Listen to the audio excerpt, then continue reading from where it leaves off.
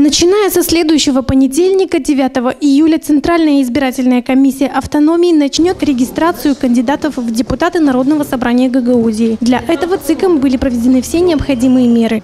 Мы собираемся на заседание чуть ли не каждый день, потому что возникают некоторые вопросы, достаточно важные для нас, которые нужно решить в оперативном режиме. Так, допустим, вчера нами было проведено заседание Центральной избирательной комиссии, где была утверждена смета расходов на проведение выборов. В данном случае смета составляет 1 миллион 839 тысяч 143 лея. Напомним, что всего по Гагаузии будет размещено около 100 избирательных органов. В Камрате на момент выборов будет работать 4 избирательных округов. Сегодня на заседании муниципального совета уже были утверждены составы избирательных советов. Что с понедельника начинается регистрация, необходимо утвердить окружные избирательные советы. У нас в городе, вы знаете, что их 4, поэтому мы предлагаем вашему вниманию комиссии.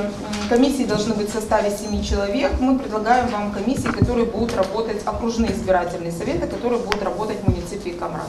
Окружной избирательный совет номер 1 – Георгиев Вячеслав, Казанжи Геннадий, Иванов Максим, Мойся Людмила, Колца Ирина, Волчик Юлия, Мавради Николай. Еще одним новшеством в этой избирательной кампании станет новая схема внесения кандидатов в избирательный бюллетень. Я хочу обратиться сейчас ко всем кандидатам в депутаты, как от независимых, так и от общественно-политических партий, что итоговое внесение в избирательный бюллетень будет определяться жеребьевкой.